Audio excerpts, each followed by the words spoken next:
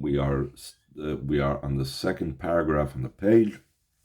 We were talking about Rani ושמחי bas ציון, that the Haftarah begins both in Shabbos Chanukah and also in Behaloischa, which follows Shavuos. It begins not with the menorah, which would make the logical sense that if the whole reason why we are speaking about it is just because of the menorah, so we could start from the next page.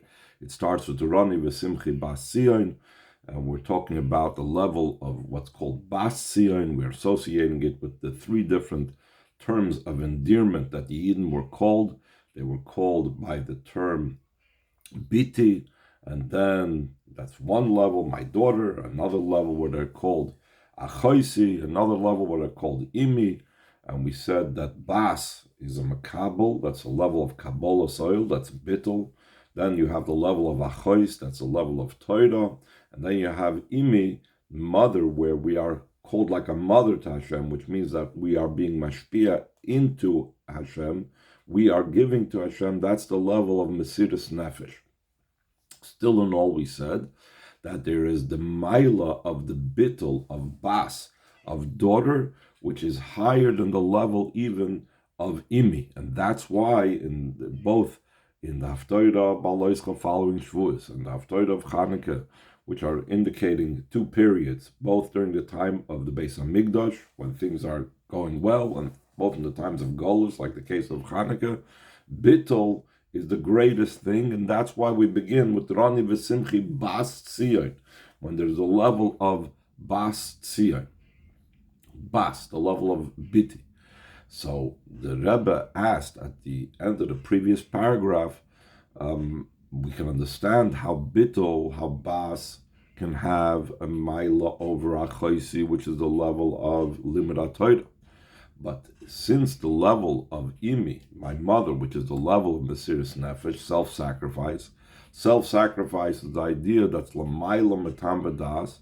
So why is biti even greater than the level of the level of imi? That because of that the Haftarah begins Rani ושמחי bas ציון, just like the Nasa was before the Nishma. That's why it's also idea of bittul and Kabbalah soil.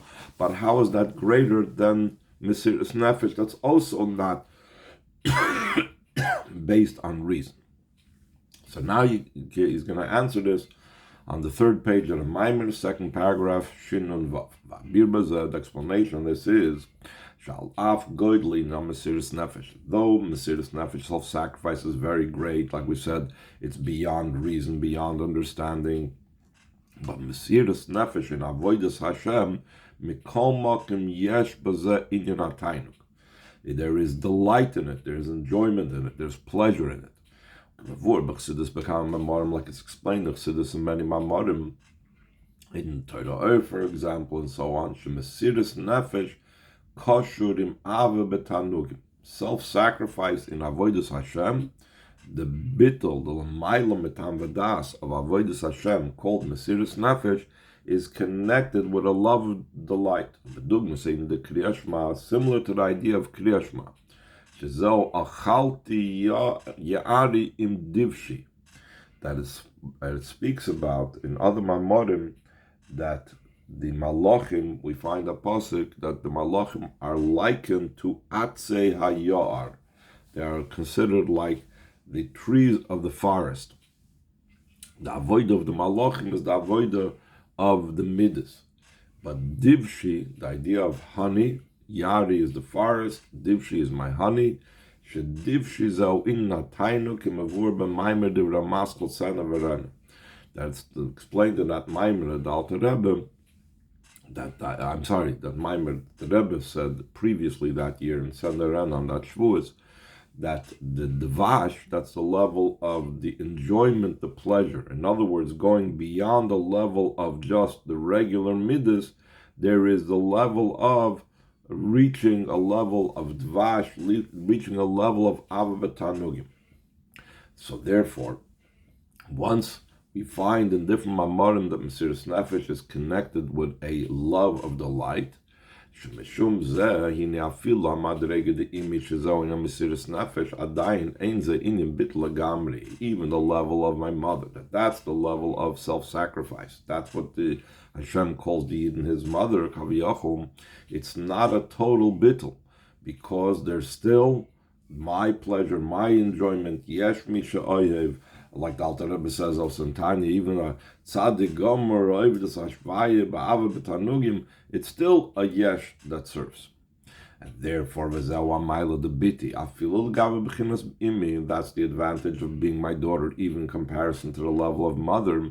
The kan zeh ha'mitis in bitol, that by biti, there's the true idea of bittul, and that had to do, that's why we read it after Matan Torah, because it has to do with the whole basis for Matan Torah, like I mentioned before, Nasa before Nishma. Hakabolas oil, the Nasa Kodma Nishma, the acceptance of the yoke of heaven, of preceding Nasa, saying we will do before we understand. Meaning, he doesn't do his service because he gains from this in some way. He only does it out of a complete and total bittul. Similar to a servant that is not an independent entity. Rather, he does things only because the king is commanding him. How do you take if a Malab Kudasi immediately when the king commands him, he fulfills the command that the king gave him.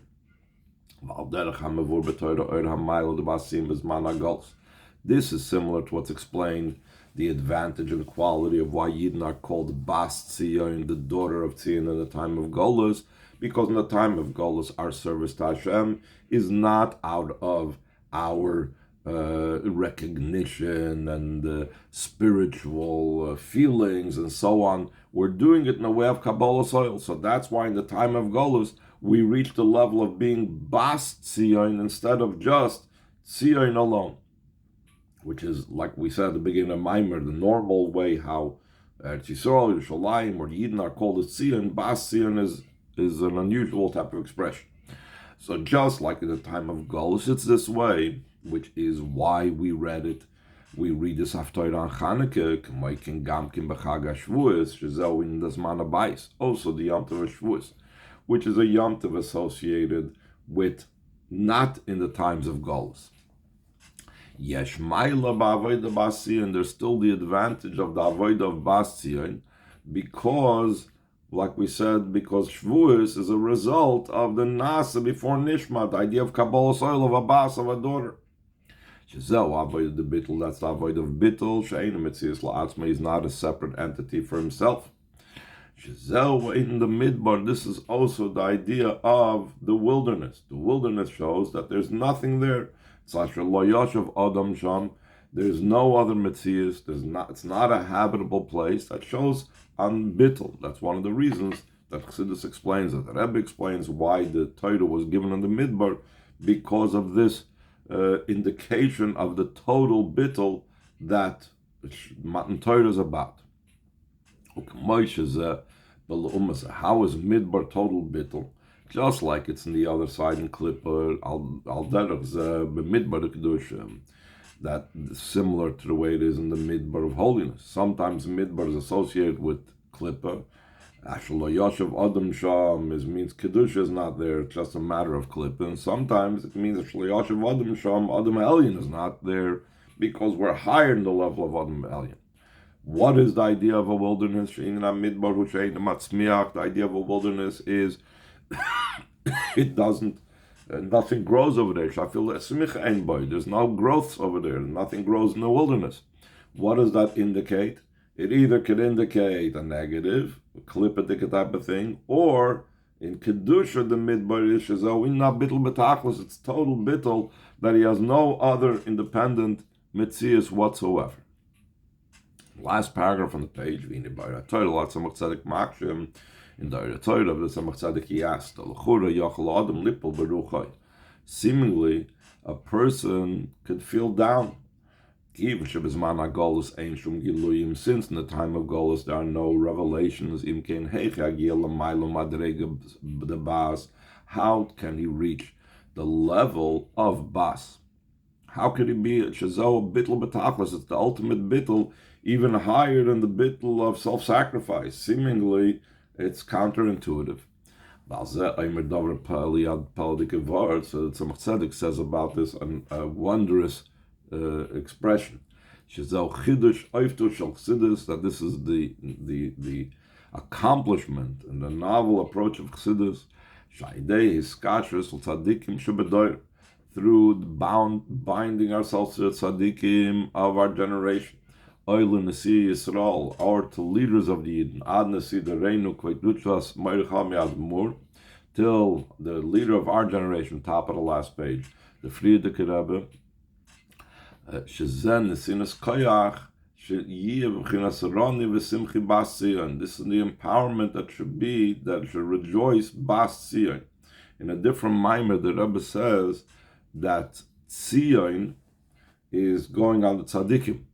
Tzaddikim are called Mitziyonim, the outstanding ones.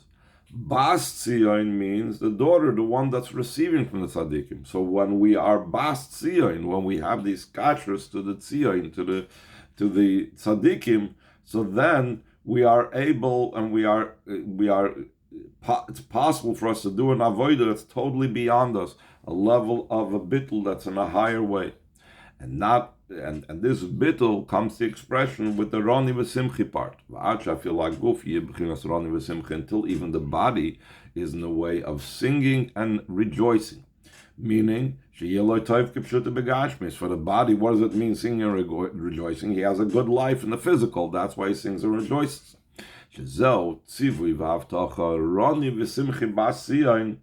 Is both a command and a promise. As soll sein und so wird sein. You should be singing and rejoicing, daughter of Tzion, and you will be singing and rejoicing, the daughter of Tzion. So in other words, it's incumbent upon us to bring ourselves to a state of simcha, and Hashem promises us that the body will have what it needs to be b'simcha. So in Kabbalah it's brought down that there's joy in the morning and singing in the evening. Through the song in the evening, we reach to the joy in the morning. In the Mamarim it explains that song comes out of, it's a repetition and it's a yearning, through yearning for Hashem in the evening when things are dark. Through that, we come to find Him and have the revelation of the light by day, the revelation of Hashem to us, which is then a time of rejoicing. That the light of morning will be revealed. Like we said before, through our bonding to tzaddikim and the leaders of Yid. Through the avoid of the daughter of Tzion, Nitzke, Lotzis Megals the Gula, we will merit to go out from exile to redemption. Then it will be that Havaya will be for you a light forever. That's again through bonding ourselves. Till the leader of our generation, my father-in-law, he will lead us to our land towards Mashiach Tzidkenu speedily mamash.